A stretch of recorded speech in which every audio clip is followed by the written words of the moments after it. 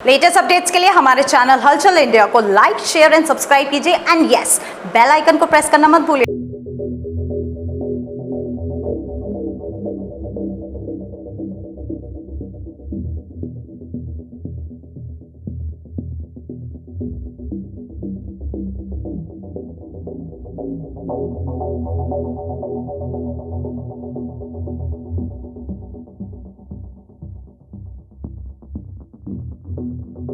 इस वक्त eye flu का प्रकोप काफी यहाँ पर बढ़ रहा है और हापुड़ की बात की जाए तो हापुड़ में करीब 150 से 200 पेशेंट आई फ्लू के सीएचसी अस्पताल में पहुंच रहे हैं। और आई फ्लू इस वक्त लोगों को काफी परेशान कर रहा है, क्योंकि अगर किसी एक परिवार में किसी को आई फ्लू हो जाता है तो समझो पूरे परिवार के सदस्यों को आई फ्लू हो जाएगा।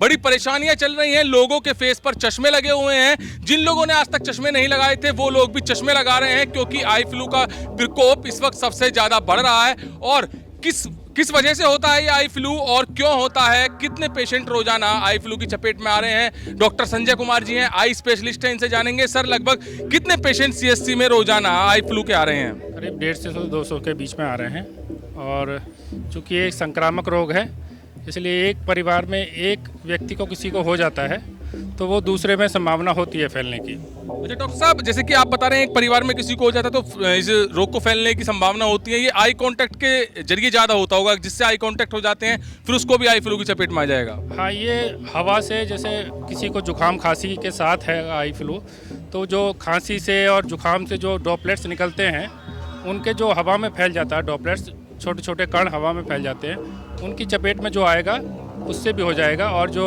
गंदे आँखों, जो जिनकी आंखें में कीचड़ आ रहा है, उनके जो कपड़ों से फैल सकता है, किसी के हैंडल को टच करने से भी फैल सकता है। और मतलब ये जो भी इन्फेक्शन है बहुत कंटेजियस है, संक्रामक है, ये किसी छुआछूत से ये होता है। अच्छा, बचाव किस तरह से किया जाए, इससे किस तरह से बचा जा सकता है?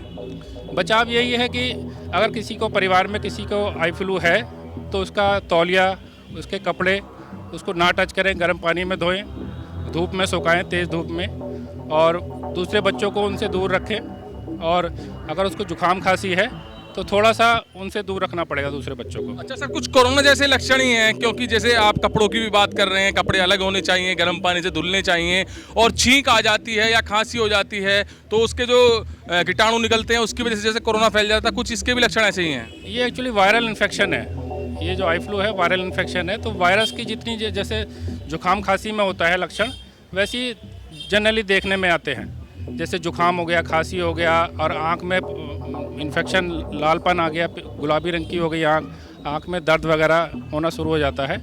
तो इसमें लक्षण लगभग वायरल के वही होते हैं जो सर्दी जुकाम के और दूसरे वायरस के। जैसे देखा जाता है कि लोग अपने ओपिनियन देते रहते हैं कि गुलाब जल डालिए आँख में या ठंडे पानी से धोइए, तो किस तरह से ठंडे पानी से धोना चाहिए या गुलाब जल डालना चाहिए?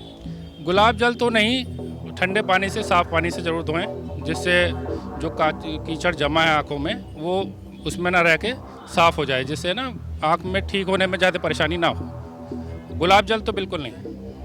तो जिस तरह से कोरोना था उसी तरह से यहाँ पर आई फ्लू के भी लक्षण लग रहे हैं। जैसे कि डॉक्टर संजय कुमार जी ने बताया कि कपड़े बिल्कुल अलग होने चाहिए, टॉवल बिल्कुल अलग होना चाहिए, और अगर घर में किसी एक परिवार को आई फ्लू हो गया है तो वो किस तरह से फैलेगा। अगर खांसी आती है और उसके कीटाणु जैसे निकलते हैं खांसते टाइम, या जुकाम के जो कीटाणु होते हैं वो अगर दूसरे परिवार के किसी सदस्य को टच हो जाते हैं तो उसको सीधा आई फ्लू हो जाएगा। कुछ ऐसे ही लक्षण कोरोना के भी थे, मगर यहाँ पर जो डॉक्टर संजय कुमार जी ने बताया है कि सुबह उठकर सबसे पहले ठंडे पानी से अपनी आँख को धोएं। और जैसे गुलाब जल की बात की जाती है कि सब लोग अपनी अपनी राय बताते हैं कि गुलाब जल डालिए, तो गुलाब जल नहीं डालना है। गुलाब जल से आपको कोई राहत नहीं मिलने वाली है, परेशानी हो जाएगी। जगवीर, दिखाइए कि किस तरह से यहाँ पर सीएचसी हॉस्पिटल में लंबी लंबी लाइन लगी हुई है।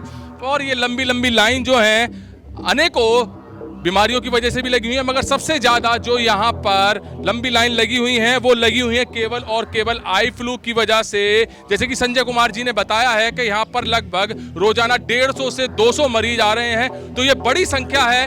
200 की संख्या की बात की जाए तो 200 बड़ी संख्या है, जहां पर 200 मरीज आई फ्लू के आएंगे तो वहां पर इतनी लंबी लंबी लाइन लगातार ऐसे ही लगी रहेंगी। लोगों को यहां पर आकर फायदा भी हो रहा है और जैसे कि संजय कुमार जी ने बताया कि किस तरह से आपको आई फ्लू से बचना है, किस तरह से बचाव आप कर सकते हैं, उन्हीं चीज को देखते हुए आप उन्हीं रूल्स को फॉलो कीजिए और आई फ्लू से बचिए। कैमरामैन जगवीर के साथ सुशील शर्मा, हलचल इंडिया।